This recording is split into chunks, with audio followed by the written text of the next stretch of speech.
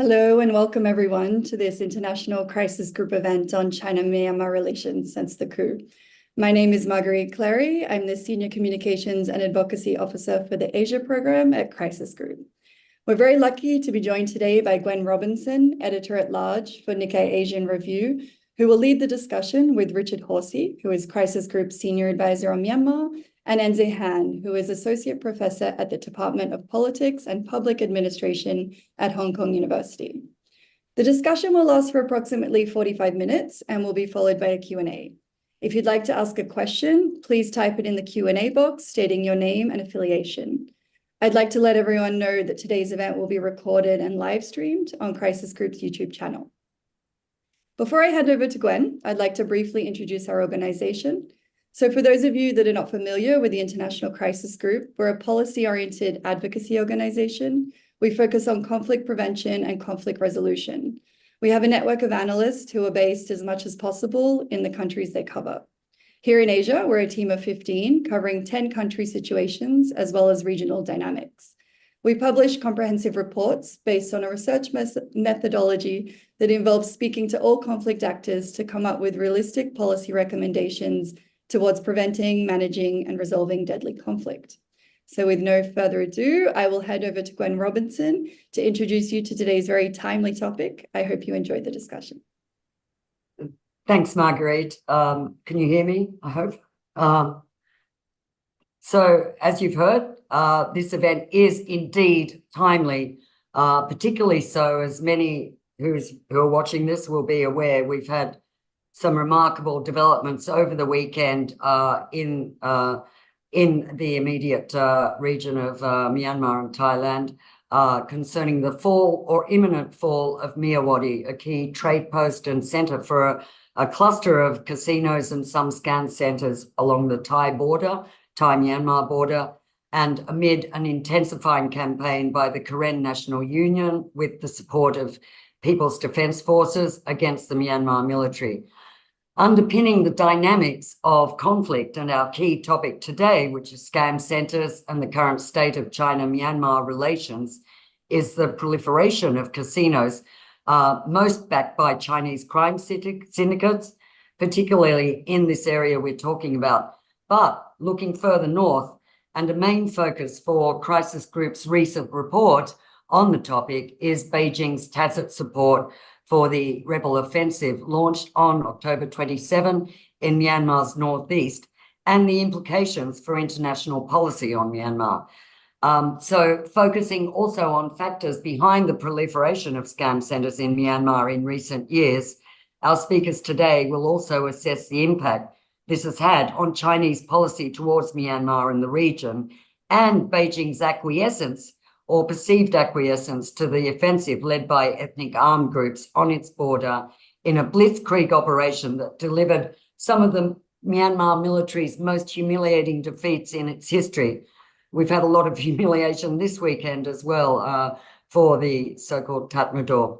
And further afield, hopefully, we'd also like to look at some of the international dynamics behind China-Myanmar policy and some of the issues we're talking about. But first, I think it would be good to kick off perhaps with the very big picture question of what really drives China-Myanmar relations. So perhaps we'll kick off with you, Richard. You're the author of Crisis Group's recent report, Scam Centres and Ceasefires, China-Myanmar Ties Since the Coup, which looks exactly at how China has handled relations with the regime. But perhaps you could give us a sort of neat take on the essence of the report and your thoughts. Sure, thanks very much, Gwen. You know, historically, on the surface, both countries have proclaimed that they have a warm, cordial, close, pautpo, as it's called in Burmese, a fraternal relationship. But under the surface, there's been an awful lot of mutual distrust. For the Myanmar side, there's a great deal of geostrategic angst at being located next to this superpower next door that has a history of intervention over the decades in Myanmar. During the 1960s, 70s, and into the 1980s, Beijing was supporting the biggest insurgency in Myanmar, the Communist Party of Burma.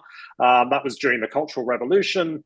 But even more recently, the Myanmar military seized China's hand behind the ethnic armed groups along the China-Myanmar border. It sees China as arming those, as supporting them. So there's this angst, but also a lot of distrust from the Myanmar military and broader Myanmar society over the years, I think, about China's role. From Beijing's point of view, Myanmar's always been an unreliable partner. They've seen it as being insufficiently understanding of China's prerogatives, insufficiently deferential to Chinese interests, and as being a country that does not have much stability and is unlikely to have stability for the foreseeable future, a kind of mess that China has to manage. And that's meant that China has focused on a kind of neighborhood approach, a border management strategy, not trying to fix problems in Myanmar, but making sure it has good relationships with all sides so that it can kind of manage the problems. And we've seen that before the coup, but we also saw it very clearly after the coup as well, the way that China has maintained these relationships with different parties in Myanmar. To be clear, China was very unhappy with the coup. China had big plans in Myanmar. Its China-Myanmar economic corridor, its mega projects, its strategic interests and access to the Indian Ocean. And that was very much set back by the coup. But China is also very distrustful of Min Aung Hlaing. I think, the Chinese leadership dislikes Min Aung Hlaing. There's lots of indications that that's the case. And the reason for that is that Min Aung Hlaing, let's not forget, is the architect of the Myanmar military's pivot away from China and towards Russia in terms of its arms procurement and in terms of its training and in terms of its military-to-military relations. That Myanmar-Russia relationship has become the cornerstone of Myanmar's external military relations under Min Aung Hlaing, and China has taken a great awareness of that. And Min Aung Hlaing himself has surrounded himself with a group of officers who were trained in Russia and have that kind of Russia perspective. But more recently, it's been clear to everyone, and particularly clear to Beijing, that the coup was a major strategic mistake for the military, that Min Aung Hlaing wasn't able to consolidate power afterwards and is gradually losing more and more power. And so even from a sort of real political, sort of cynical foreign relations approach, the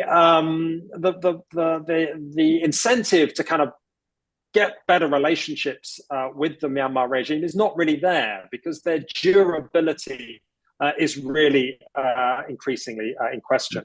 And the other thing is that, as we now know more and more clearly with the passing weeks, the Myanmar military was up to its neck in the scam operations. There were all these linkages between Myanmar military officers and the scam centers and casinos along the Chinese border. And when Beijing started putting pressure on the military to get a handle on this, to start cracking down on it, the perception was that the military didn't really do much. And even Min Aung Hlaing himself kind of played for time and didn't take the action that was expected. And I think this was the biggest strategic mistake of the military leadership. They didn't understand just how important this issue had become for Beijing, and how slowballing that really led to the Chinese acquiescence or orange lighting, green lighting of the Free Brotherhood Alliance offensive.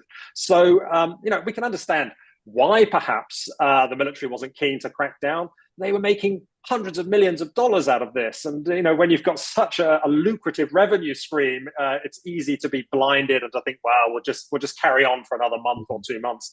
But that was really a significant error, I think, and which pushed China to really permit this offensive to go ahead, and everything that's happened since then has just exposed how corrupt and how ineffective the Myanmar military has become. Mm. Thanks, Richard. Lots of food for thought in that we will return to. But one thing you did highlight, I think, and I'd like to turn to Enze, but particularly this is just a historical aside. Your point about misunderstandings, that the biggest mistake is that the junta and Min Aung Hlaing in particular, the commander-in-chief, just couldn't read how serious the issue was of scam centers and how much China was upset and willing to actually to switch sides in effect. So Enze, you've written extensively on China and particularly your recent book, which I hope you will tell us a bit about, The Ripple Effect.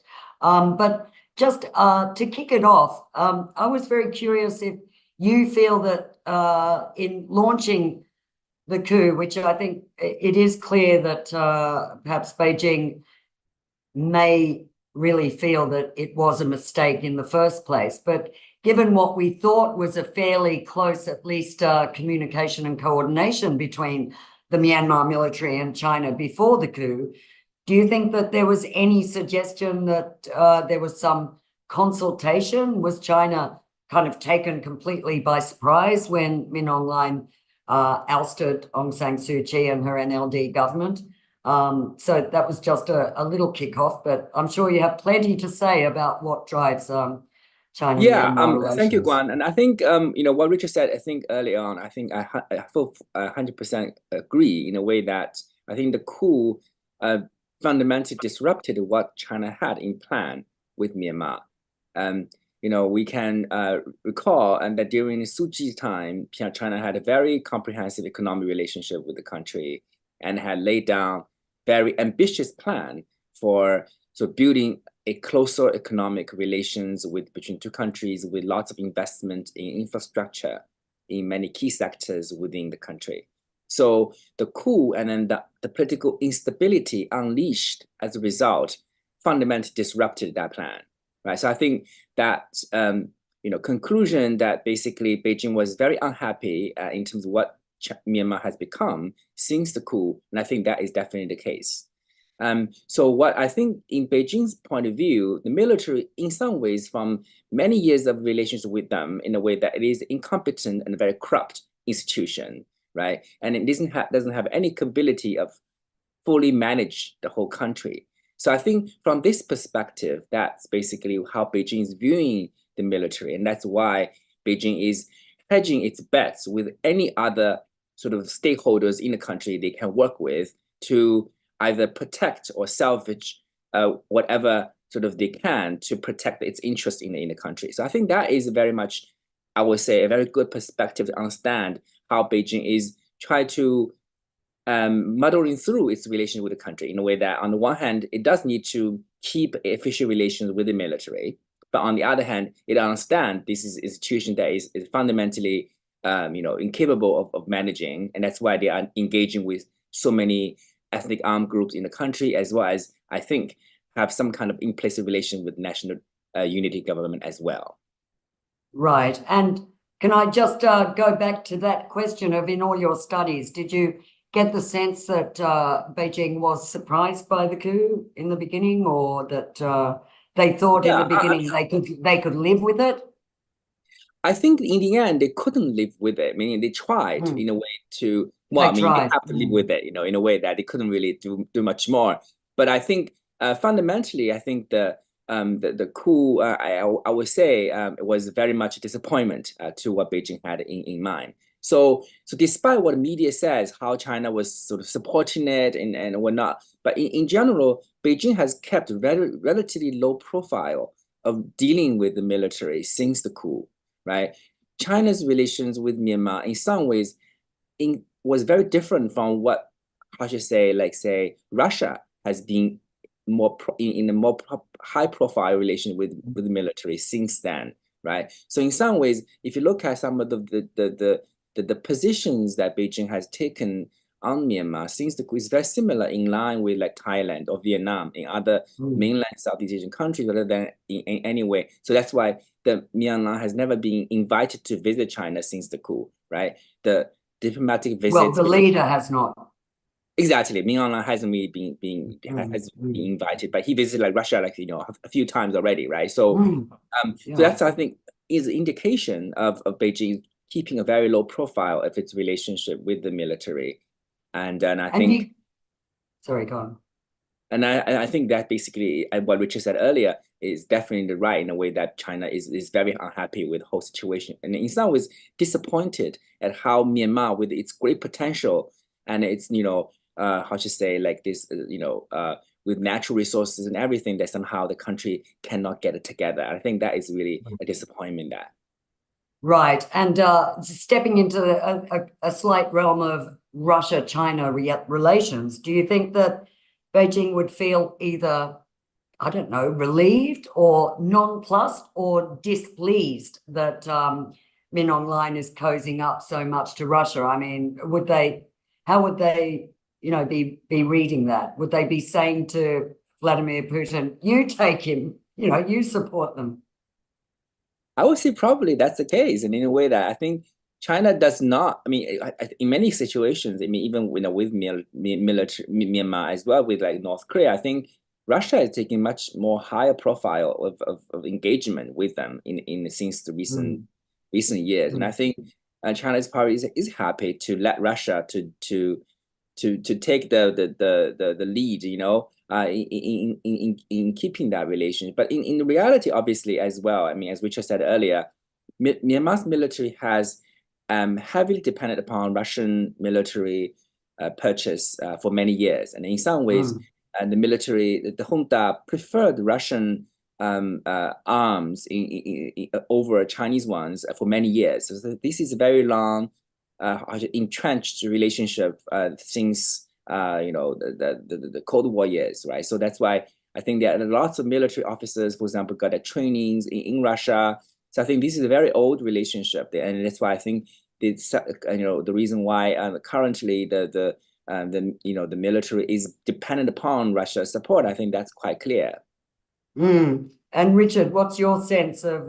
Do you get the feeling that for Beijing, it's kind of something that they actually are quite relaxed about, happy about even? I'm not sure how happy they are. I mean, I think the thing is that it shows to Beijing, they take it as another sign of Min Aung Hlaing's unreliability or lack of fealty to China, if you like. So, I mean, it's Russia. It's not the end of the world for China. It's not like he's building a relationship with, the US or But they've lost a lot of arms sales. They see it as a pivot away from them. And fundamentally, China sees Myanmar as its backyard. It doesn't want others messing around. It wants to be the lead player in its backyard. And so, it's fine with Russia engagement, with a good relationship with Russia. That doesn't cause problems. But when it becomes Russia at the expense of China, then China is not happy, and I think that's a little bit how they're seeing it. That it's not a balancing of external relations. It's Min Aung Hlaing, because he is suspicious of China. They know he dislikes China. Moving to Russia and away from China, then I think they're not particularly happy about that. And that's why they haven't invited him to Beijing. But it's also why they've allowed the NUG supporting Myanmar ambassador in New York, Jo Mo-tun, to remain in place. He's someone who is not amenable necessarily to China. They don't look on him as a friendly character, but they've allowed him to stay, and they haven't made a fuss about his credentials. And they allowed the Security Council resolution to pass in December 2022. That's the first ever Security Council resolution on Myanmar. Now, it was watered down. There was some of the Chinese concerns were taken into account. But still, that's a huge move to allow a critical resolution to pass, and not one that Beijing would normally acquiesce on. So that's another signal, I think, of their discontent. Yes, and it's probably another whole panel to talk about the trade-offs that were behind those kind of moves in the Security Council and the UN, and the continuation of the NUG, basically pro-NUG ambassador. But that's a very good point. But let's turn, drilling down on this overall question of China's interests in Myanmar. Let's look a little bit at Rakhine State, I think, which is another frontline, not specifically on scam centers, but really looking at all these sort of many deep factors that China has going on in Myanmar, most of all the kind of big infrastructure dreams, access to the Indian Ocean, the oil and gas pipelines, and now, of course, seeing the Arakan army in Rakhine making huge inroads, and even India, or rather, one of the states sending over a delegation to talk to the Arakan army about their own Caladan project. And so India showing concern about the future of its own infrastructure. So China has a lot at stake in Rakhine in particular, well, actually all over the place. But how do you see the whole dynamic concerning both China and Rakhine and the future of, and let's turn to the Rohingya situation as well, where China has been unusually vocal and tried to actually make some diplomatic inroads in that front. Yeah, I think China understands that it has less leverage over the Arakan Army's actions in Rakhine State than it does over, the Three Brotherhood in its operations in northern Shan. So it has to be more realistic about what it can demand of the Arakan Army. And it knows that it doesn't have the ability to prevent the Arakan army from trying to realize the Arakan dream. Right? It knows what the Arakan army wants. It's not going to be able to completely stop it from doing that. So I think it's more about managing the risk. And I think, Beijing has communications with the Arakan army. It also has leverage over the Arakan army because the Arakan army's leadership is based along the Chinese border. It's got alliances, weapons supply and other things with groups that China is much closer to. And so I think what that means is Beijing is relatively comfortable that the Arakan army understands China's concerns, understands where China's interests lie, and realizes that it should not do anything to harm those interests. And, China has, I'm sure, made clear that it would react extremely strongly if there was any hint that Chinese infrastructure, oil and gas pipelines, the Madey Island gas storage facility, and so on were to be attacked. And I'm sure the Arakan army knows that. But in another way, China gets a lot of schadenfreude from what's happening in Rakhine State, right? Because this is causing huge headaches to its regional rival, India. India sees the Arakan army as a bit of a stalking horse of China. Right. I think that's not fully correct.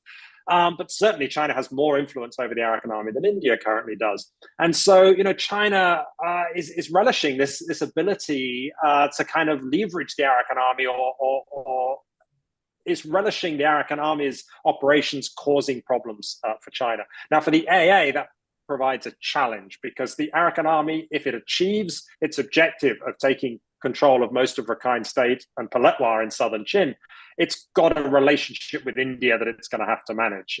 And so it's going to have to navigate between the India and the China poles there. But for the moment, I think China is a bit worried about what's happening because of the potential impact on its interests. But at the same time, relatively comfortable that it has the relationship with the Arakan army it needs to manage that. Really, even with fighting raging around, at times around, particularly moving down as it has around Chaopu, the special economic zone and all that, do you think that, well, we'll turn to Enze in a minute about this, but do you think that there is some kind of tacit accommodation that China is not sort of, biting its nails and sort of, panicking about the future of this great project it had at stake? So, some of those projects are on paper and some of them are on the ground. So the oil and gas pipelines are there, and the oil and gas port and storage facility on Madey Island is there. And I think they would be extremely worried if there was any fighting around that. But that's offshore from Chaopu. So that's relatively protected, has Chinese security there. The port and special economic zone are still aspirations. They're still plans. And yes, China would be unhappy that these, may not reach fruition in the way that it had expected. But actually, if you look at all of China's mega projects in Myanmar, they're all now suddenly, since the coup, in areas controlled by ethnic armed groups or strongly influenced by ethnic armed groups, rather than the authorities in Naypyidaw that the projects were signed with. So the Myitsone Dam, in Kachin State is increasingly coming under the control of the KIO in quite remarkable set of developments over the last month or so. You've got the train line from Mandalay to Musay, most of which would now run through Three Brotherhood controlled territory. You've even got the copper mine in Sagaing, which is in highly disputed territory with the PDFs and so on. So all of these big projects, they're no longer able to be moved forward, and I'm sure Enze has some thoughts and insights on that as well. Yeah, absolutely. So Enze, first, the whole Rakhine situation, where arguably that's one of the most critical projects, and China has some of the biggest sort of stakes there, but also maybe what your sense is of some of the planned mega projects, Chinese mega projects, and indeed how Chinese companies, both state and non-state, as you cast your net so wide in your book, are attempting to recalibrate since the coup. Right. So I think I also agree with Richard in terms of how do you understand the prospect of the AA in Rakhine State and its implications on China's investment in the state, and as well relation with China in that regard. And I think Arakan State Army, right? I mean, its fundamental goal is to take over the Arakan State for itself, right? I mean, not necessarily in terms of asking for independence, but definitely calling for high level of autonomy in the state that they believe historically belong to them or culturally belong to them, right? So that's why I think this is a state building army in a sense, right? So fundamentally, that it has its interest in mind in a way that in any future that you want to have any sort of stability and economic development, etc., it will require some kind of cooperation and understanding with China. So that's why I think mutual understanding between China and AA definitely is there in terms of whether they should avoid, for example, attacking Chinese projects in the state, etc. And I think that definitely is the case.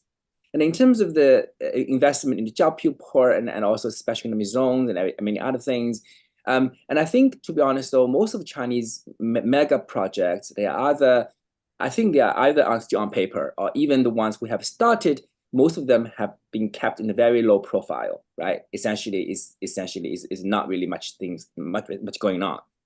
So right. I think overall, for both state-owned enterprises as well as non-state-owned enterprises, private businesses, Myanmar right now is a very risky case, right? So you don't want to waste your money. If you go to a very like conflict zone kind of places, then it is either dangerous for your personnel, but also is a high risk for your investment. So I think the overall Chinese investment to Myanmar has either stopped or kept in very low profile within the country until there's any sign of stability they can see.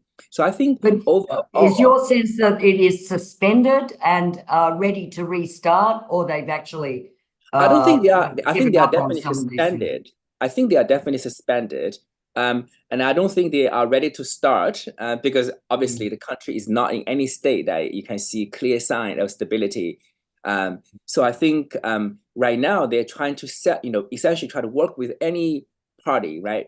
Those ethnic rebel groups who sort of control in particular areas. So I think the area, a few places, for example, I think they will facilitate, particularly for like cross-border trade. I think that is definitely something they can do in terms of the area right now along the Chinese border with Myanmar. It start to under control of the few ethnic armed groups they have good relationship with, and I think those border towns will probably open.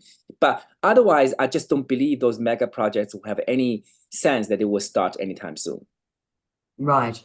And on the sort of more diplomatic front, we've seen the spectacle of China trying to play a kind of, this issue of Rohingya repatriation.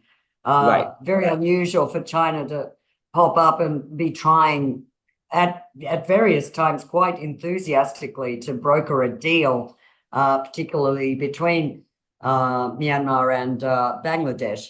Right. And again, you know, this in the last Security Council session this past week, actually sort of standing up and warning people that this should be between Myanmar and Bangladesh. But by the way, China has been doing a lot to help it along. So what sense do you get about, is it just a sort of ploy for to put a further marker down on Rakhine and brand it as its area of interest? Is there other motivations to get so involved in the Rohingya issue?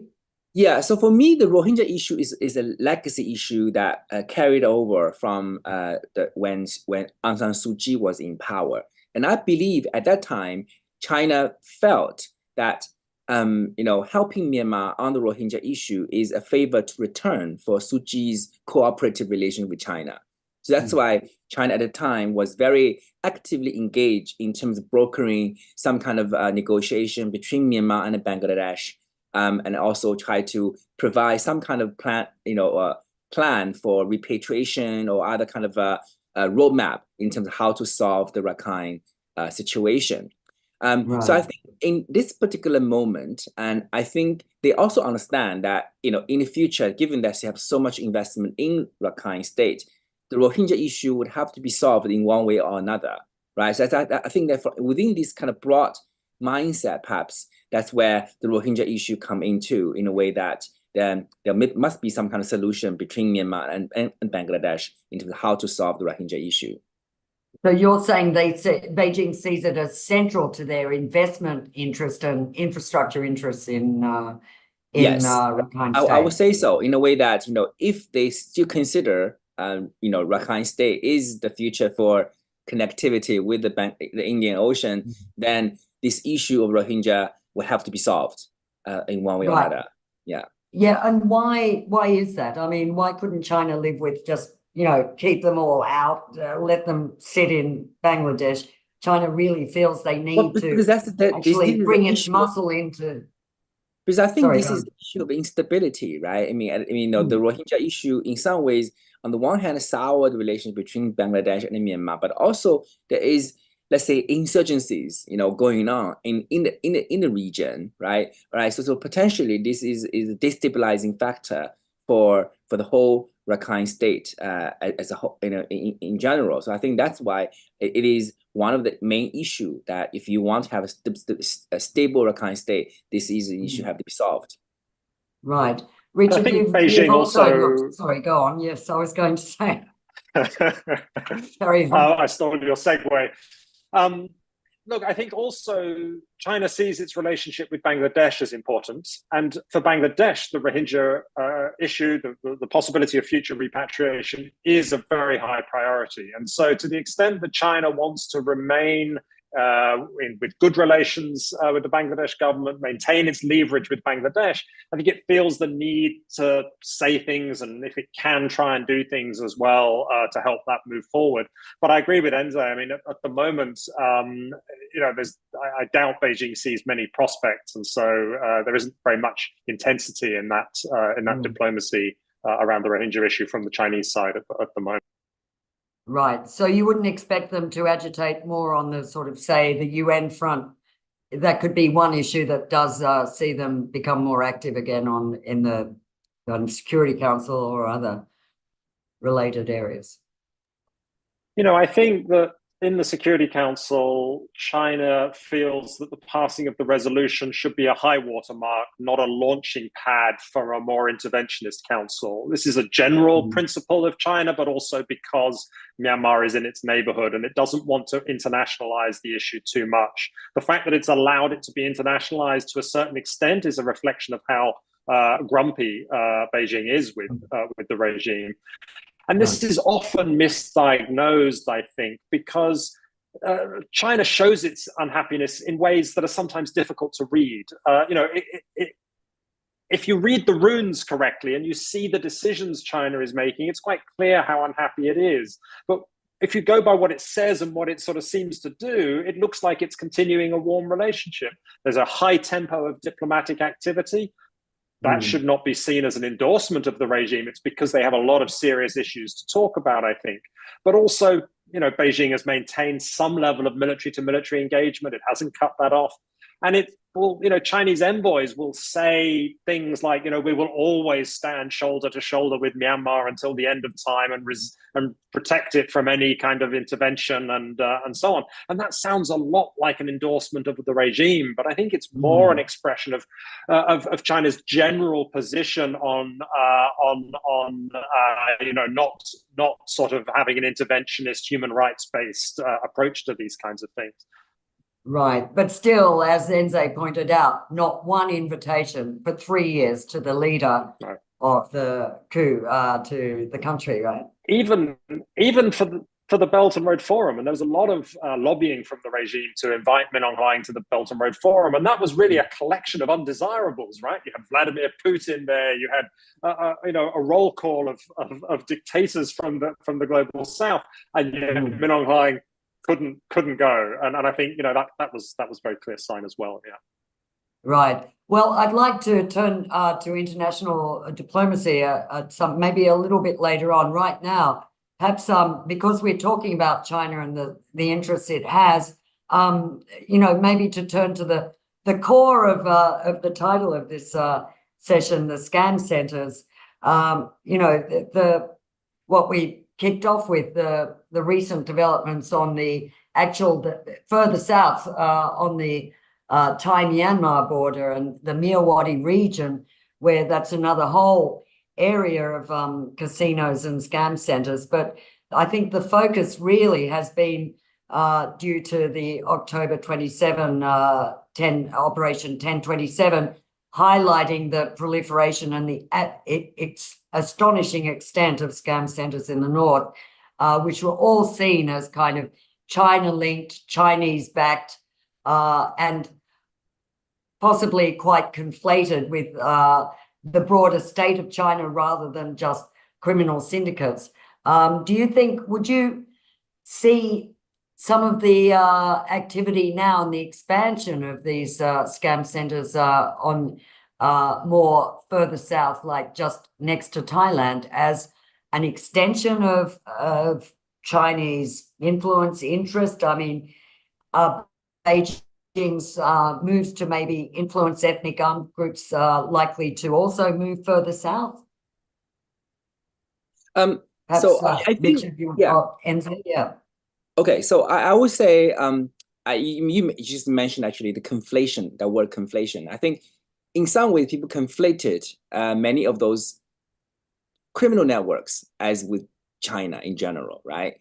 So what we are talking about is basically many criminal on the ground kind of syndicates, right, who operate with the let's say mafia and triads and throughout Southeast Asia, and then that's where this come to, right, in a way that with this sort of online casinos, gambling, human trafficking, the scams, everything come together, drug trafficking, etc. And in this basically culminated in many of those holdouts along, let's say, the fragmented Myanmar border region with China as well with Thailand.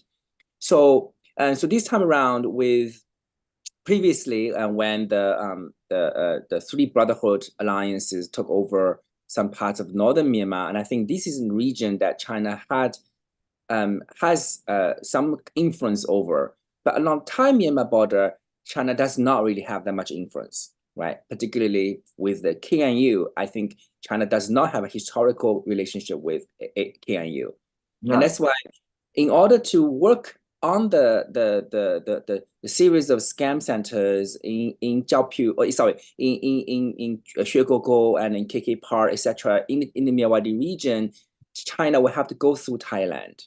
So so in this front, I do believe China is putting diplomatic pressure on Thailand to work out some kind of solution for the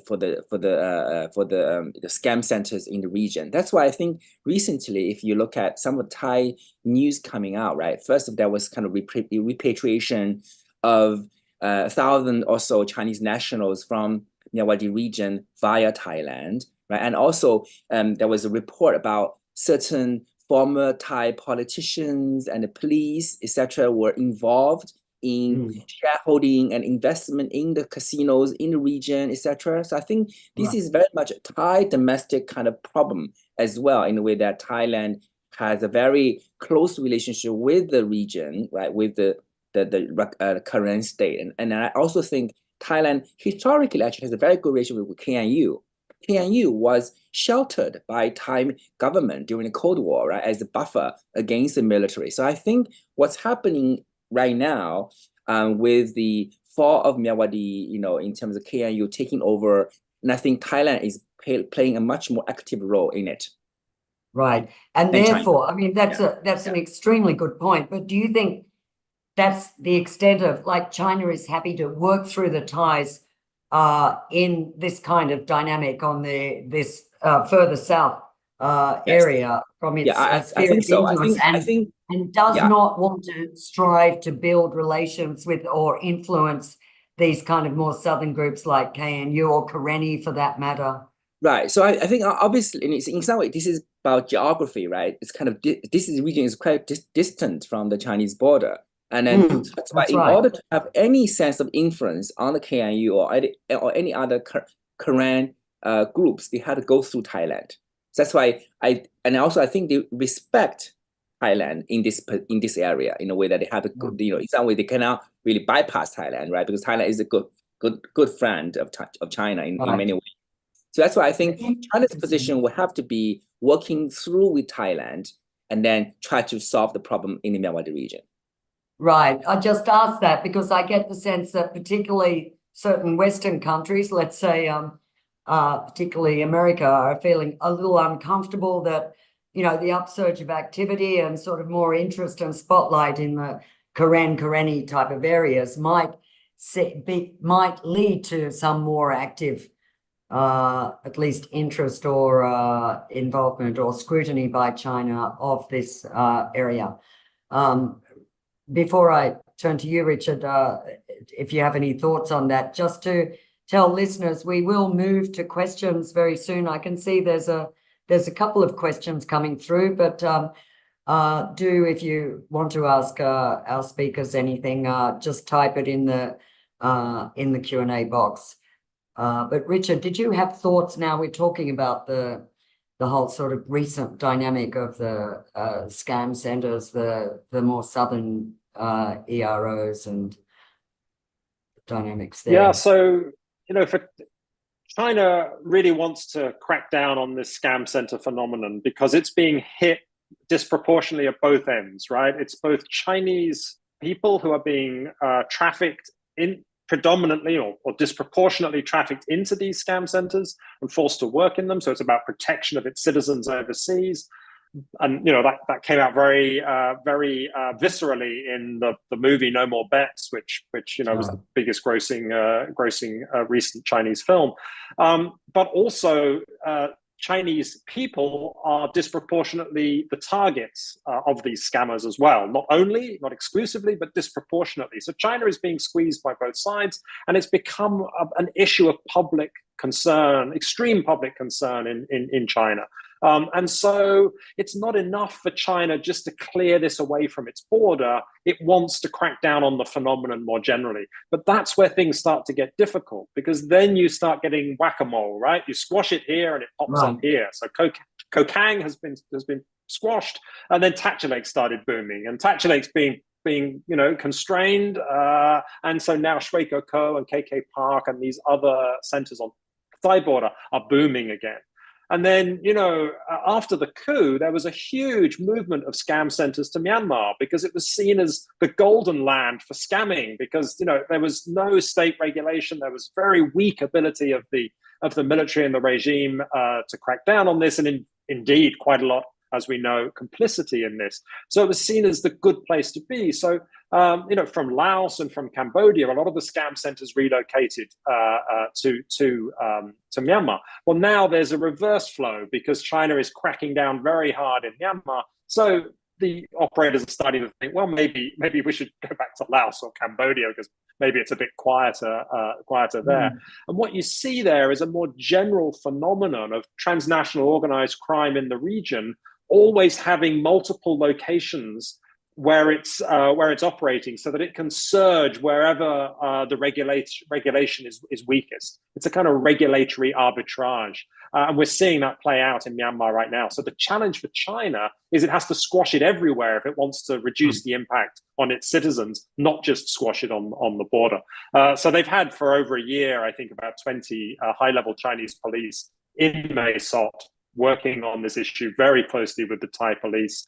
It's a multi-country coordination mechanism, but yeah, they will want to do more because it's not yet been effective. You mean to keep an eye on the kind of scam center casino situation, or police there to coordinate operations to shut them down? So it was Chinese urging that led Thailand to turn off some of the mobile internet masts that were kind of pointing at these scam centers and giving them extremely high bandwidth internet access, wireless internet access. It was this police coordination that led to the cutting off of power, cross-border electricity power to Shui Koko. Now, when there's billions of dollars at stake, there's a lot of corruption and there's a lot of ways of getting internet and power. So Shui Koko immediately switched to Mytel, the Myanmar military's fiber telecoms network.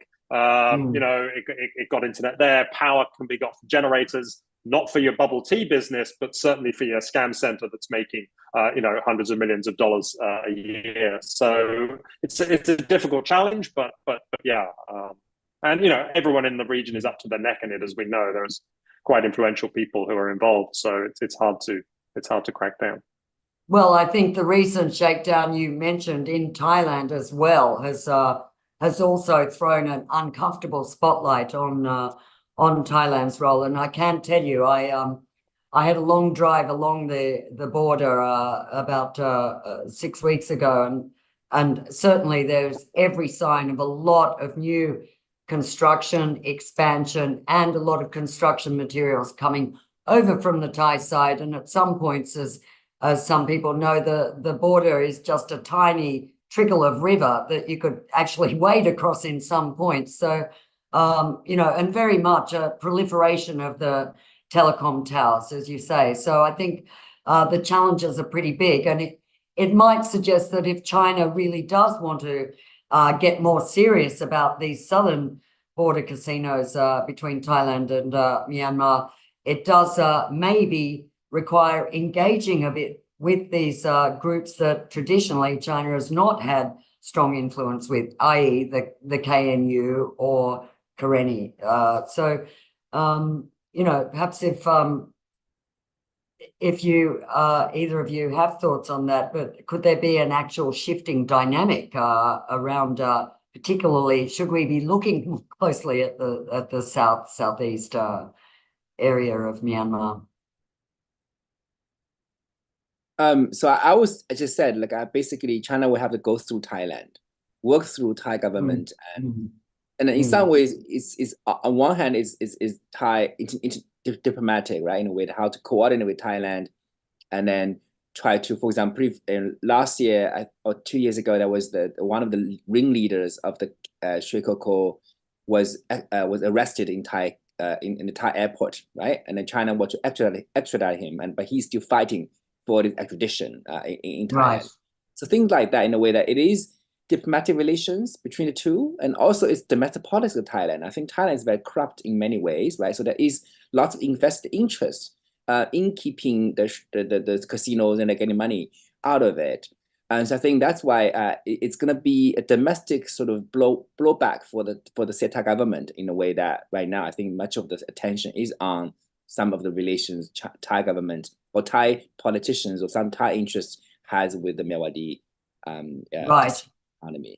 And as we're seeing today, some very harsh words and questions being asked by opposition MPs in Bangkok here of the Thai Prime Minister and his administration concerning the evacuation of certain senior Myanmar officials from Myawaddy last night, along with apparently reported piles of cash from the banks in Myawaddy, and a lot of defensive statements from the Prime Minister.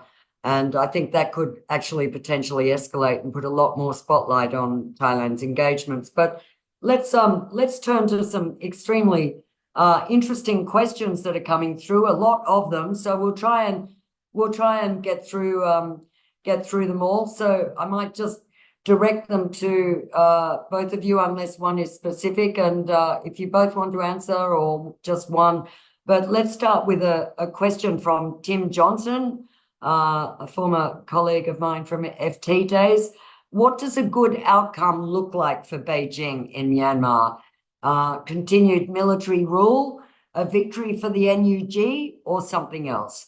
Are the national interests of Beijing and local commercial interests of Kunming fully aligned? Now, that's a tricky question. So, Enzo, you might want to start. I actually do think at this particular point, Beijing do not want to see a continuation of military rule.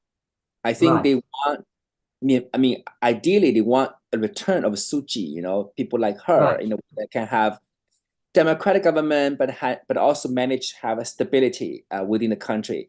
Now, whether the NUG can do that, I'm not sure, right? But then again, none of us know, right? How would that happen? But I think that is definitely the type of government Beijing want to see in Myanmar, is a stable government that can work with China to have some kind of economically viable solutions for both of them.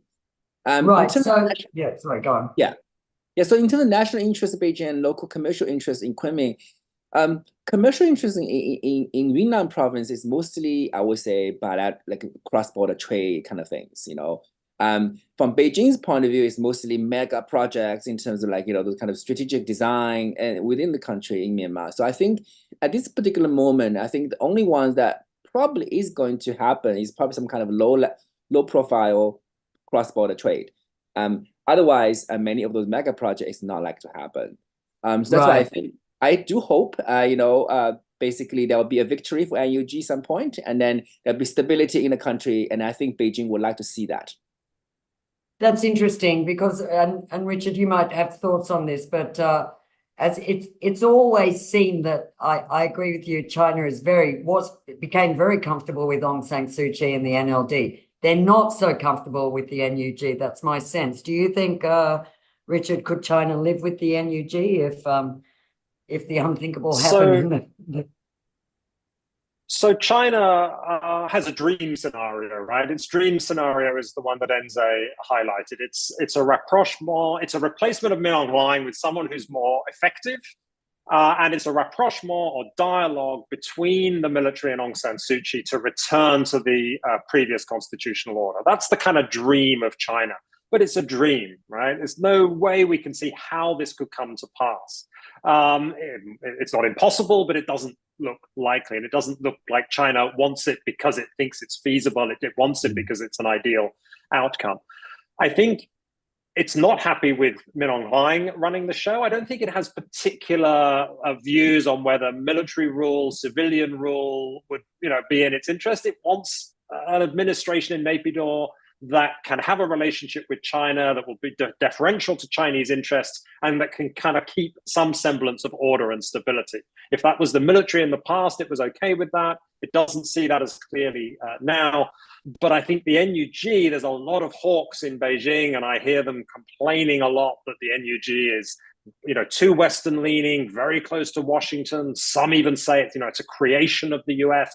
These kind of, we know the way that the hawks kind of see things, and we may dismiss it and say that's ridiculous, but there is a strong body of thought in Beijing that the NUG is a Western aligned, Washington aligned entity. And that would be a nightmare scenario, I think, for Beijing if the new administration in Myanmar was one that not only linked a broad-based social movement that has very strong multi-alliance kind of leanings and rhetoric with an administration in Naypyidaw that did a kind of pivot to the West. I don't think that's China sees that as in its interest. So what is it? What's the alternative? It's not quite clear. If it's not the return of the good old days, and it's not the NUG, then what is it? And I think China doesn't know. Neither does anybody else, but that's where it stands. So you don't think the NUG's effusive statement about China a few months ago has reassured the mandarins in Beijing? Look, it's helpful. It was long overdue making such a statement. It wasn't a departure from Myanmar's normal position. It's the only feasible position that any government in Naypyidaw can take. So it's welcome that they did that. And I think as a sign of the importance that the NUG attaches to its relationship with China, it's very, very important. But I don't think it goes far enough. I don't think it's fully reassured Beijing that the NUG would be not leaning towards the West and amenable to Chinese concerns. So I think the NUG would have to do a lot more. And to be honest, the NUG can't afford to have China as an enemy. I mean, China really does have a great deal of spoiler capacity. It may not be able to determine outcomes in Myanmar, but it can certainly spoil things quite well. And we saw that in the Thein Sein days, when Thein Sein cancelled the Myitsone Dam and was crafting this leaning, an embrace of the West. China was very unhappy with that, and we saw the consequences, right, in the conflict in the north, and many other ways as well. Right, very good. I will also say, I mean, in a way that previously people say Aung San Suu Kyi is going to be pro-West, right? But in the end, that didn't really necessarily come out as the result, right? Or it sort of have a pro-Western government with NLD sort of when they was in power. So I think from what I understand from the NUG policy release on China in January this year, I think that indicates some kind of pragmatism, right, with NUG leadership in terms of their understanding of they will have to work with China for a future, Myanmar. And I think there's some kind of, I think they're definitely building some kind of understanding of each other. So I think I agree with Richard, there must be some kind of reassuring going on in terms of how the NUG will, respect or protect some of the Chinese investment interest in the country. And I think if they, in the end, come into power, and I think, China tend to work with incumbent government, right? So whether they like it or not, they have to work with it. And I think they'll be very pragmatic when they have a strong interest in the country. Right. Not to the extent, though, that they've given an inch really to the NUG. I mean, they've really actually basically frozen out the NUG up to this point. But I presume you both see scope for possibilities of some tentative engagement. Yeah, I think so. Sorry, go ahead, Enzo. No, actually, I mean, I don't have evidence, but I do believe they have engagements. So sort of very low under the radar. Right. Do tell. And Richard? I mean, the other thing is that it depends a little bit on China's assessment of how likely it is that the NUG will come into power in Myanmar, right? And I think that Beijing's hard-headed assessment is that whatever it thinks of the NUG's, political positioning, diplomatic positioning, that if there was a power vacuum in Naypyidaw, that it's not necessarily the NUG that would fill it. Now, whether we agree with that or not, I think that is Beijing's assessment. And that will limit the extent to which it will hold its nose and engage with the NUG. On the other hand, as Enze said, if the NUG did come into power, that's a completely different scenario for China. It will engage and it will want to push any such administration, to make sure it accommodates China's interests. Right, good point.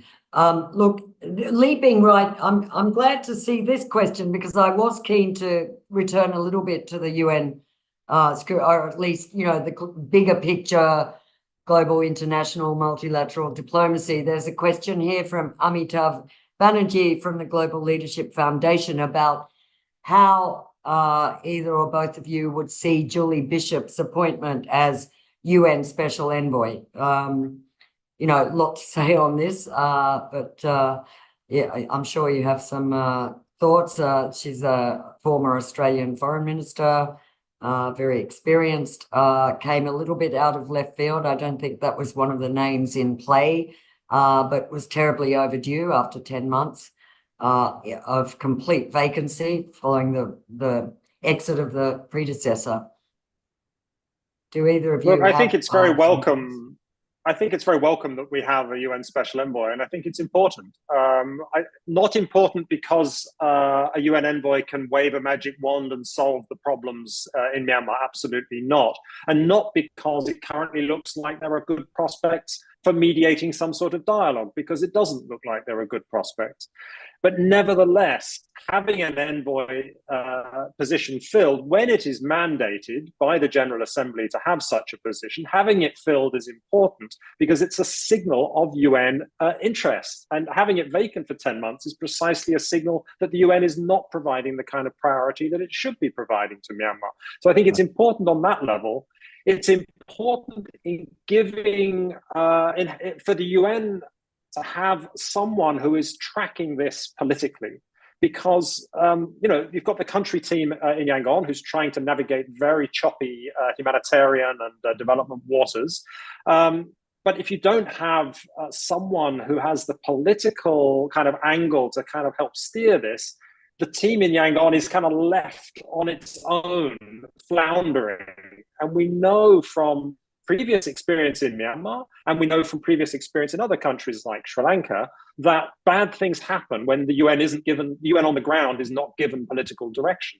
And so I think it's important to have a UN envoy for that reason. But thirdly, the weakness of the regime and the military right now raises the prospect that there is going to be something surprising and not unexpected, but surprising happening, right?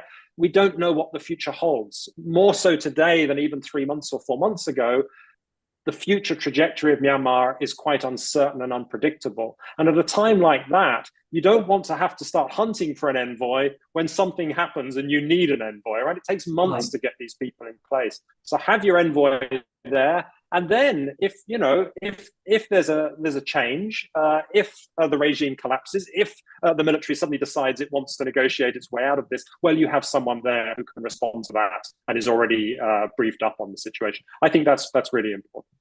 Right. So we still don't know what you really think of actually the appointment itself, Julie Bishop. And I wonder if you think she might be, apart from the fact that you're arguing that a special envoy is important almost by default, so how about the actual personality? She was, she's known as a veteran kind of on foreign policy circles, didn't do too badly as Australian Foreign Minister for several prime ministers, but I think is being actually quite harshly criticised in a lot of Myanmar circles for her kind of, I suppose, particularly into 2017 with the Rohingya crisis and Australia's relatively muted responses.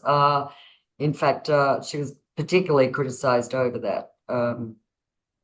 So look, I think Julie Bishop is she's an accomplished diplomat. And, the Secretary General was insistent that he wanted a woman from the region for this appointment. And so I think it's positive that it is a woman from the region as well as her particular diplomatic profile and experience, that it is a woman from the region, because part of the reason for the delay was that insistence. And it proved difficult to find the right person and get them to accept the role. And so, it is positive in that respect as well. And I think, there's a history with envoys in Myanmar of people kind of poring over what they've done in the past and what relationships they might have had and whatever.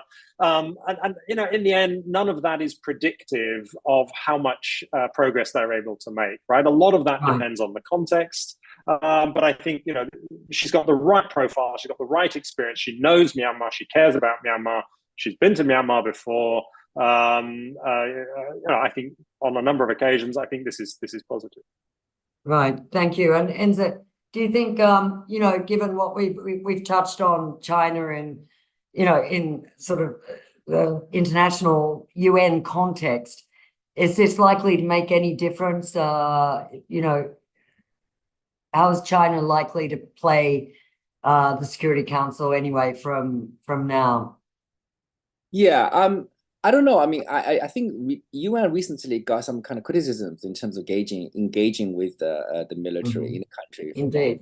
Yes. yeah, humanitarian issues, etc. And I think I don't know what China is thinking really from the UN perspective. But I think for me, what really needs to be taken seriously is how China is going to work with regionally based entities and who have a strong stake in Myanmar. So I hope to see more let's say China coordination with ASEAN in terms of how they can manage to find some kind of way to engage to find some kind of solutions for the questions for the situation in Myanmar. Yeah. Okay, so let's segue to I think quite a related question from Martin Nygaard, who says China clearly may not be too fond of the military, but at the same time, parts of the opposition are more Western oriented, which is presumably not in China's interest. So how will or does China balance the dilemma? Will they support a centralized, would they prefer a centralized opposition, or would they actually prefer to try to work with a fragmented group of actors? In other words, the fragmentation scenario, which a lot of people are talking about, particularly now as, the country spins off into different sort of levels and forms of administration's work. So I would say that I think the best solution, a best scenario would be a unified government, right? I mean, that's where the money in the pot, right? Basically, this whole country, this is have stability, and then you can have lots of investment and major mega projects can happen. So when you have a fragmentation of Myanmar, and where you have so many different stakeholders and then instability, and then obviously this is not something that I think is conducive for any type of let's say flow of engagement, right? But on the other hand, I think China is ready to work with certain people along its border, and which they have a long history of engagement with. And then, so I think this is in some ways, I mean, obviously it's not like to say they want to have a buffer, but I think the reality is I think for any future government, they have to deal with so many ethnic rebel groups along its border, right? And then many of them are not necessarily closely aligned with, let's say, a centralized sort of unity government in any sense, despite what they say, right? In the end, what they want is their own sort of territory. So how this kind of solution will play out, I'm not sure. So I think many of the questions, it's not really an either or, right? It's not like Beijing can dictate what's going to happen in the country, right? And I think fundamentally is that if things happen, and then I think any country would have to find a solution, find a way to respond to this kind of scenario. So I think, we just have to wait and see how the dynamic in the country turns out to be. Yes, and Richard, on that thought, I mean, leaving China out of it for a moment, what's your view of the fragmentation scenario versus prospects for that the resistance would get its act together and come out as a strong unified with a center and sort of maybe whatever kind of form of federation or whatever various forms that are being discussed? I mean, yeah, it's an enormous challenge, but I think whether or not there will be fragmentation isn't a question for the future. I mean, we have a kind of fragmentation now, and in fact, we've had a kind of fragmentation for decades, right? And so this is not new for Myanmar. This is not a single unitary state falling into a situation of fragmentation. This is a pre-fragmented state, a state that has never been fully constructed. The Myanmar state building process is never completed, and you have this kind of situation which is increasing those centrifugal forces. And so the different administrations, non-state administrations, are gaining in strength and in territory. Now the question, so that's not a balkanization, right? That's not a collapse of order into fighting, warring statelets. It's just a continuation and an increase in a dynamic that's long existed. The question of whether you can sorry, go on.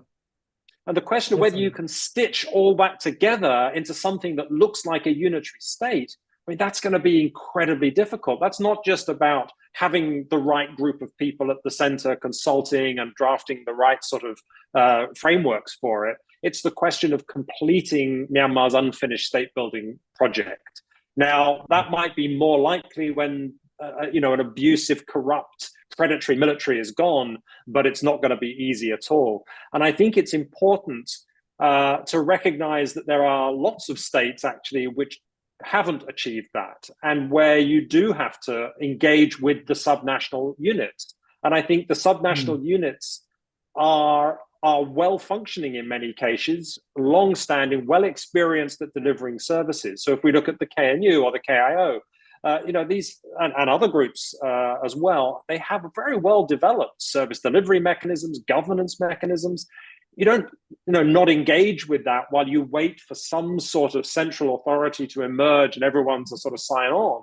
I think what you have to do is engage right now with those subnational entities and use that as a way to provide better governance and services.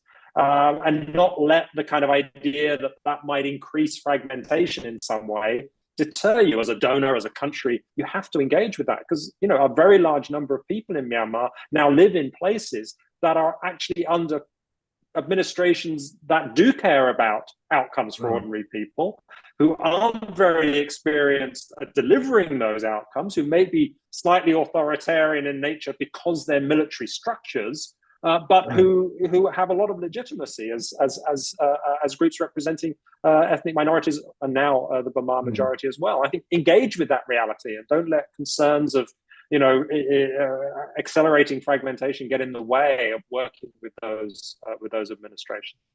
Right, and clearly with every week of resistance gains, these kind of issues are becoming more and more actually urgent because they become far more closer rather than the distant kind of ideas that have been discussed. Absolutely. So, continuing on that line of sort of more diplomacy on that front, here's a question from Elaine Moore, who has been with NGOs in the region.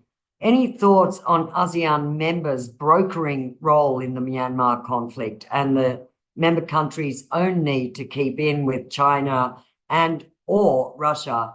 For example, I think Vietnam's current visit to China. Enzo, do you have thoughts on, the overall? Yeah. So I think for ASEAN, I think for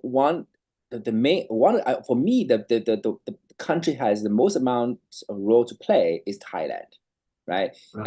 This is the country has a long border, same as China with Myanmar, but also well-established institutional mechanisms of dealing with a variety of ethnic armed groups along its border, as well as with the military. And I think Thai military had a long relationship with the Myanmar military, for that matter. So I think working with Thailand, basically to have Thailand on board, I think that's very important for ASEAN as a whole.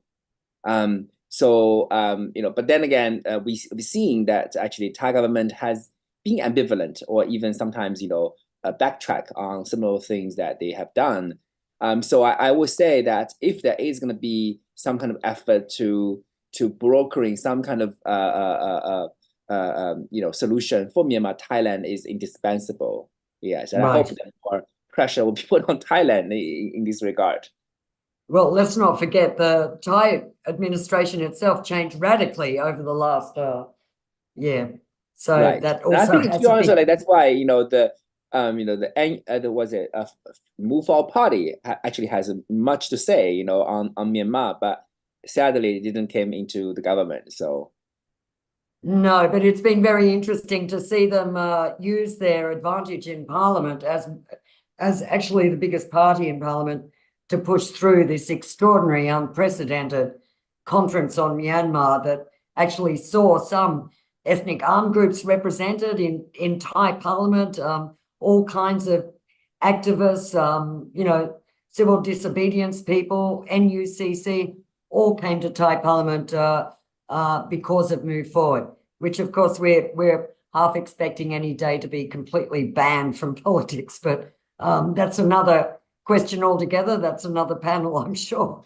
So let's just move on. There's a lot of interesting questions. I'm sorry, I don't think we'll get through them, but we'll extend for a little bit longer to get through a few more. Pardon me. We've got a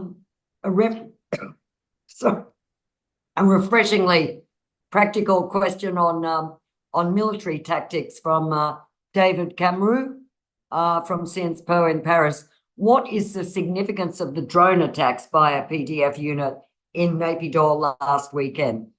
So I'm sure most of our viewers have actually followed that one, which initially looked like an extraordinary attack. Still extraordinary that the drones penetrated, that many drones penetrated Naypyidaw. Richard, you're nodding knowingly. Do you have thoughts on that? I mean, it's actually the second resistance drone attack on that airport military airstrip in Naypyidaw. There was one last September as well. I think what this shows is it's incredibly difficult to defend a wide area against small drones, right? The standard anti-aircraft radars and missiles, and they just don't pick up these small drones. Right. And if you send in 20 or 30, even drone countermeasures are very difficult to deploy. That's probably why Armed Forces Day this year, for the first time, was held at night. To help counter that drone threat. So it's a demonstration of how asymmetric warfare can be incredibly powerful. It's a propaganda coup for the resistance forces involved, and it's a demonstration of their intent to strike at the capital.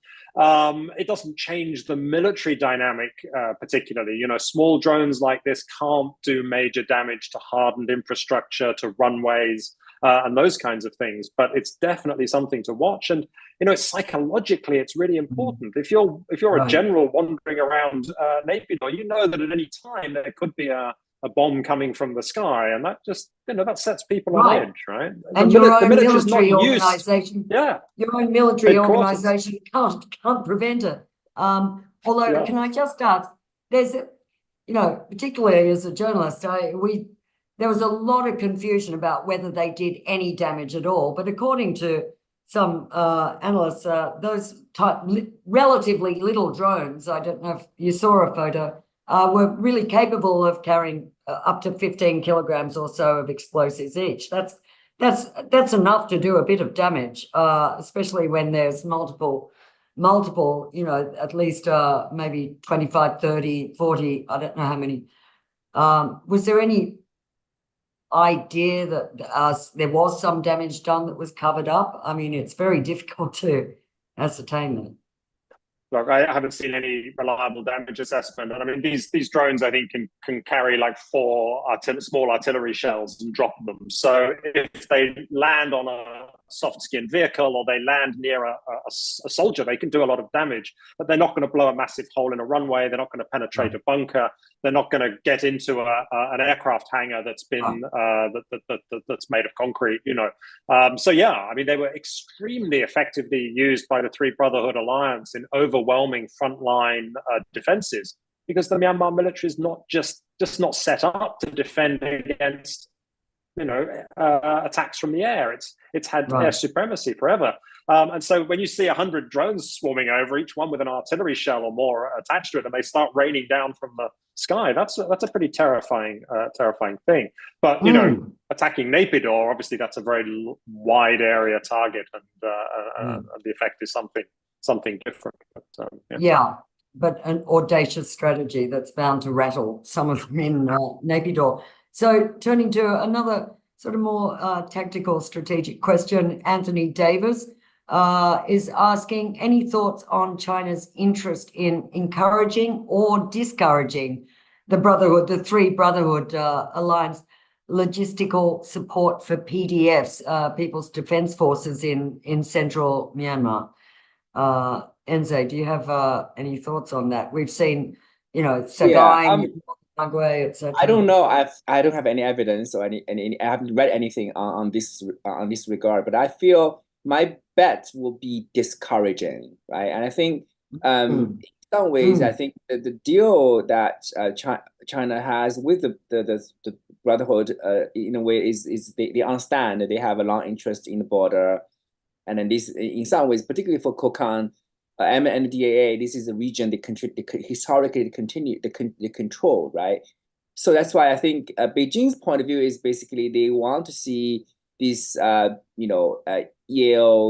in their own area, but then whether they are willing to see them supporting other group, particularly in central part of Myanmar, I'm not sure. I think my bet would be probably discouraging. Yeah. Interesting. So, Richard, unless you have thoughts on that. Oh, maybe it's frozen. Richard? Well, I mean, I move on to another question maybe, because I think, yes. So we've got one from Shin Kasahara, Asahi Shimbun correspondent, who's asking specifically to you. So this is triggered by the Chinese ambassador to Myanmar's meetings with Than Shwe and Thein Sein. We saw those extraordinary photos last week, and its conduct of military drills along the border with Myanmar. It's evident that China is increasing its involvement in Myanmar even more, as we've heard.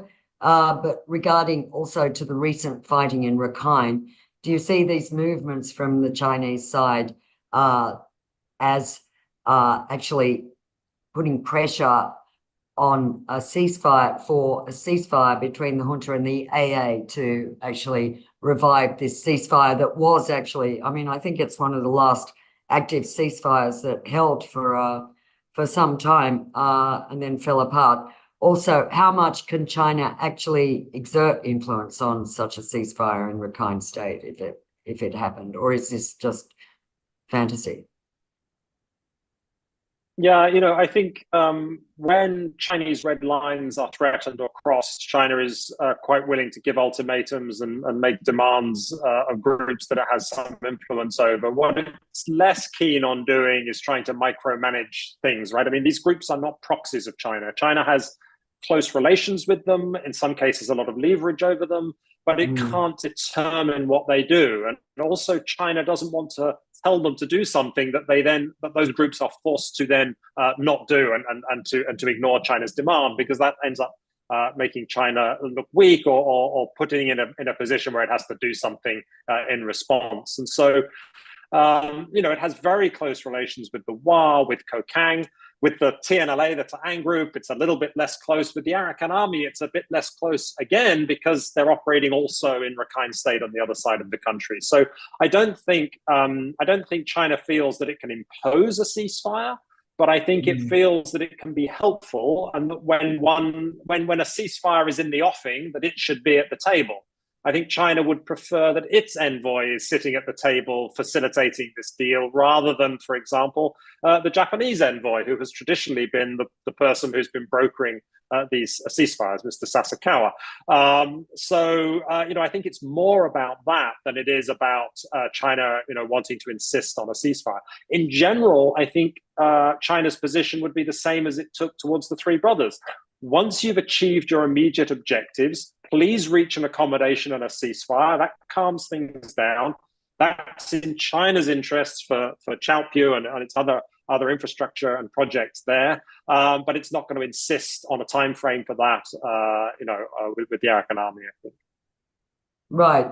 So obviously in the Northeast, we did see China move swiftly, decisively, and actually quite forcefully to force that ceasefire. Presumably, are we thinking they but only once the Three Brotherhood had achieved its tactical objectives. Right. China's position was, once you've got what you're after, stop there. We don't want you marching on to Naypyidaw. We don't want you creating more problems. We want a stable border, but we're willing to put up with an unstable border until you've achieved your objectives. So it was only after the Kokang had seized Laokai that then China said, right, now we want a ceasefire. Right, and it was, but right now, sorry, go on. Sorry, go on. So right now, and China's objective was also aligned with the Three Brotherhood objective, which was China wanted the entire Shan State China border to be under the control of ethnic armed groups that it had a good relationship with, rather than regime proxies. And apart from Musei, which is still sort of a little island on its own, that's the case for the entire Shan China border now. So China also imposed the ceasefire once its objectives had been achieved. Right. But to turn that around, why would a victorious, triumphant AA, if it absolutely consolidated control over Rakhine State, feel that in any way a ceasefire with the junta would work to its advantage? And could China force it to do that? Two big reasons why the AA will want a ceasefire sooner rather than later, and that is that the Rakhine economy and food supply and energy supply is completely reliant on goods coming from central Myanmar. So, it would do a ceasefire because it wants the blockade lifted so that food and fuel can get into Rakhine State. That was the case after every other ceasefire. But you have to wonder now if the Arakan army seizes most of Rakhine State, is the junta going to agree to open up roads to food and fuel? I'm not so sure, but that's one reason. And the other is it just wants an end to the fighting so that it can digest all that it's bitten off. I mean, it has an enormous, 1 million people now in areas that it controls, with very limited administrative capacity and experience. And so it wants a ceasefire to give it the bandwidth to digest all that and put in place the administrative machinery it needs and consolidate those gains. Right. Excellent points. Okay, so we're on to the last kind of couple of questions, I think, if people can stay with us. We've got one from, well, we've got a few. We've got a big one from Mo Thuza of the IC's Yusof Ishak Institute. First, how does Beijing view and engage with the aspirations and ongoing discussions for a federal system of governance in Myanmar? And I'll ask the second as well. China has adhered to ASEAN's non-political representative criteria for participation at ASEAN summits and foreign minister meetings. Enze's point about Thailand holding the most institutional memory regarding relations or interactions with Myanmar raises a pertinent question about whether China prefers to work bilaterally with some ASEAN members, which it definitely has that kind of fondness of that style of working. How will that translate to or affect the overall regional response and efforts in light of differing views within ASEAN regarding engagement with different stakeholders in Myanmar? So I think in terms of whether Beijing would like to, engage with the aspiration for federal government, and I think it's not in Beijing's interest to decide what Myanmar wants, right? Right. So I think for me, always the case is that China work with whatever incumbent government there is within a particular country. So if Myanmar, let's say in a post-military scenario, that is going to be a federal government, and I think China is going to work with that and basically find ways, to manage what kind of relations that come out with it. Now, in terms of the ASEAN's position, and I think there are certain divisions within ASEAN, right, in terms of how they will engage with Myanmar. And I think particularly for Thailand, I think Thailand, same position as with China as well with Vietnam and other mainland Southeast Asian countries, that they somehow believe that for any type of solution within the country, you have to have the military as one of the negotiation party. Now, this position is not necessarily agreed upon, right? I mean, many people, for example, don't want to have any type of dialogue with the military. So I think that is where the impasse is in a way that, so I think I'm not sure how would that be in the days to come. But I think that is one of the main, I guess, the division in terms of whether the military need to be involved in some kind of negotiation for a political solution, or whether they need to be fundamentally defeated at the battleground. Good point. Richard, did you have thoughts on the ASEAN particularly, I suspect, actually, it's very clear that Thailand's entire initiative to launch this cross-border humanitarian aid initiative in hand with, or in step with the SAC in Naypyidaw, and in fact, a very kind of contrived and limited program, was partly as a precursor or in the hope that this could begin a kind of re-engagement of the SAC or Myanmar back into the ASEAN fold. And we saw that with the first, since the coup, attendance of a non-political representative to that ASEAN Foreign Ministers retreat. So, you know, there is clearly some big issues there about where it goes from here and whether ASEAN would actually, you know, accept Myanmar back in the fold. I mean, led by SAC rather than, you know, than consider NUG in any possible form. Yeah, I think Thailand sees itself as the frontline state and therefore within ASEAN as the country that should have the biggest say in what's going on. And not all ASEAN members agree with that position, right? So as well as whatever,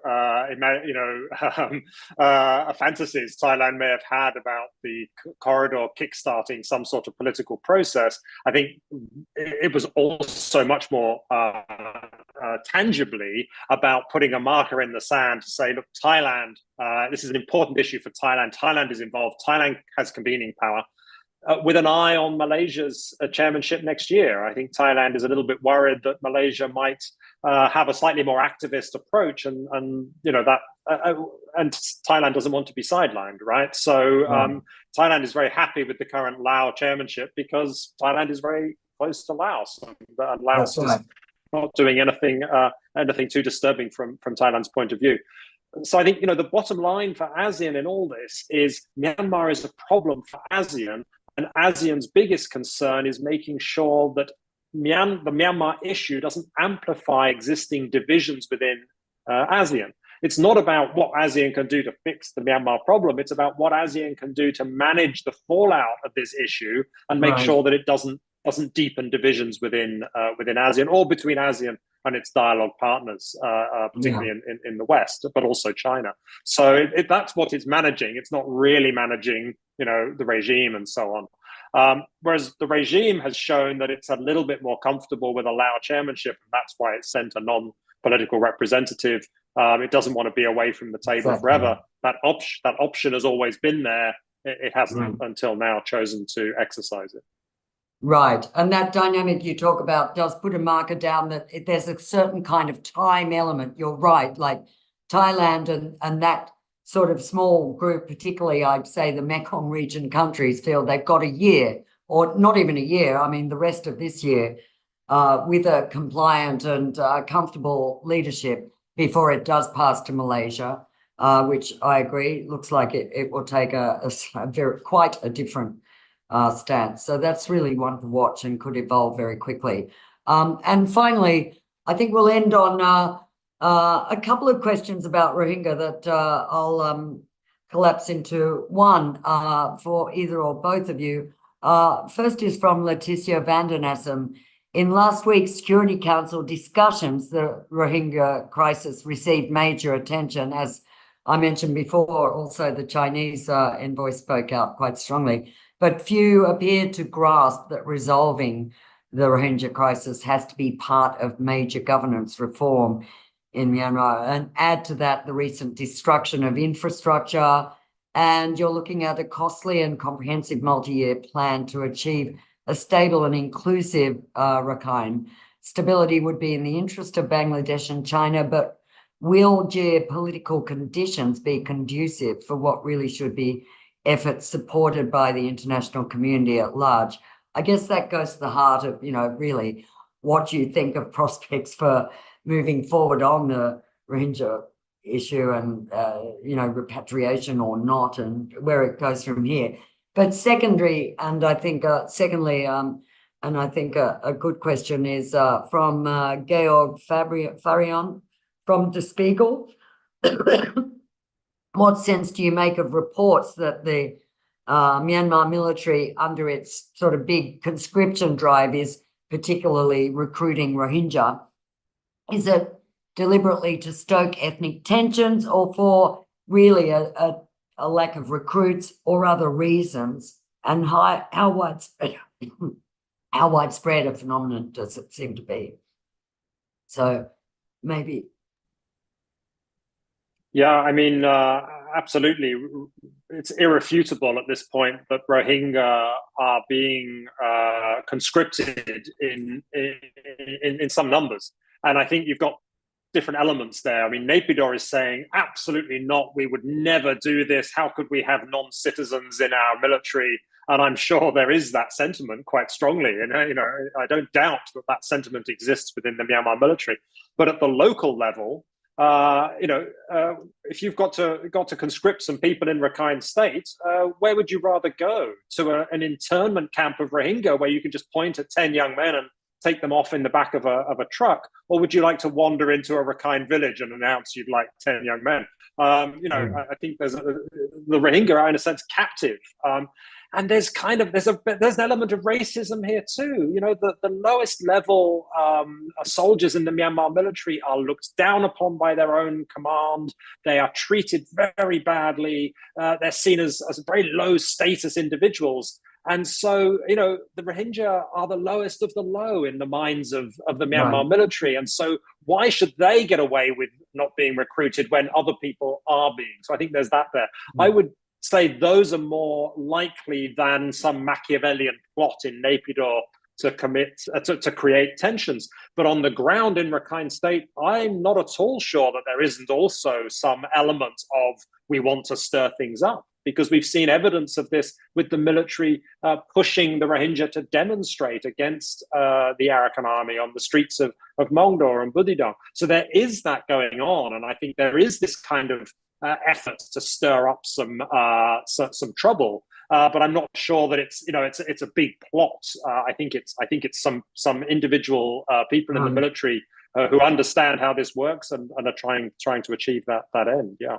Right, but astonishing hypocrisy that, after all these decades vilifying Rohingya and absolutely refusing, and also keeping out ethnic from the military, to actually target them for frontline recruitment. And I gather it's not just as human minesweepers and human shields. I'm sure there's a lot of that going on, portering and things, but actually, just recruiting them in whatever way, quite indiscriminately, for, I presume, different roles.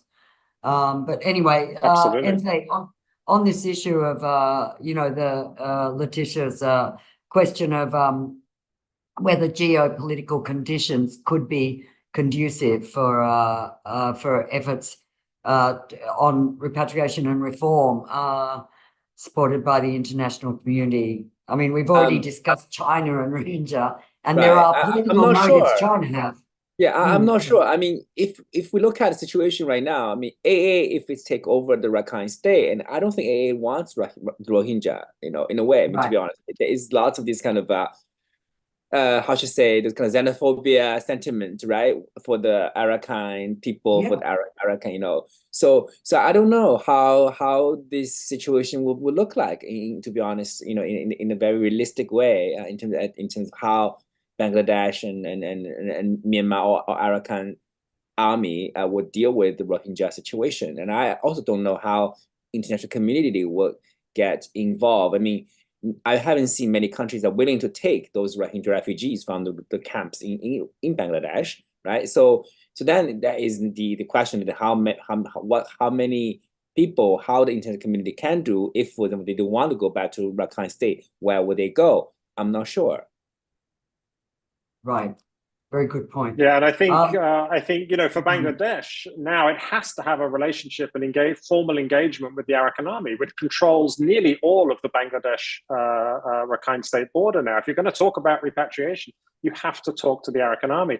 But Dhaka is very reluctant to do that. It has close relationships with India. India is saying this is a stalking horse of China. Don't be engaging. Don't give don't give legitimacy to the Arakan army, I'm not sure that position is going to be able to hold. But at the moment, that's where we are. And so there's a lot of obstacles to this and a lot of geopolitical maneuvering around the issue, which has nothing to do with the Rohingya per se and everything to do with geopolitical dynamics in the region.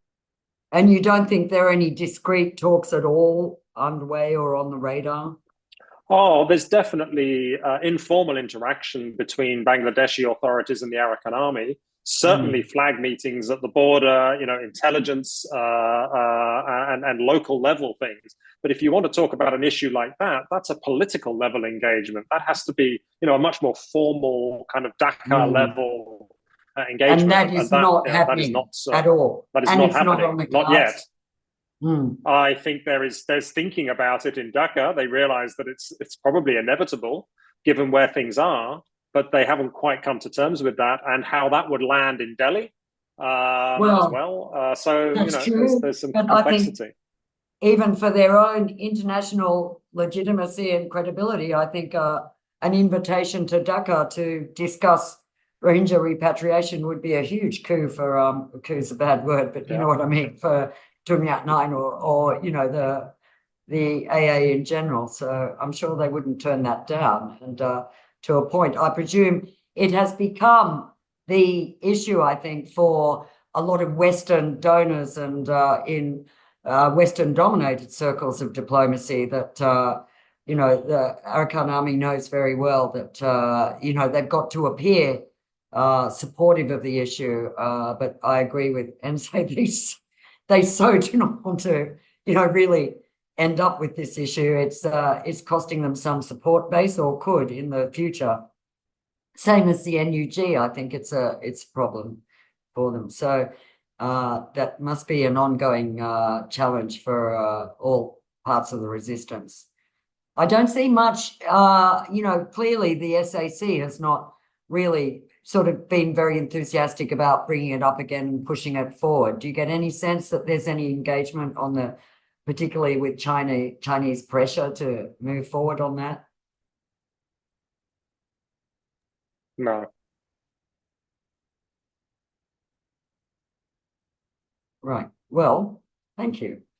I think we'll probably, we've worked you guys quite hard, and I'd like to thank both of you, particularly Enze. You've just had an incredibly long flight back home from America to the region, and would just like to say I thought that was a great and wide-ranging discussion, and thanks to all viewers for attending this event, and apologies if some of your questions were not answered. I think we did cover a much wider range than we thought possible, and just to remind you that this event recording will be available soon on YouTube channel of Crisis Group, and also I think at Crisis Group website.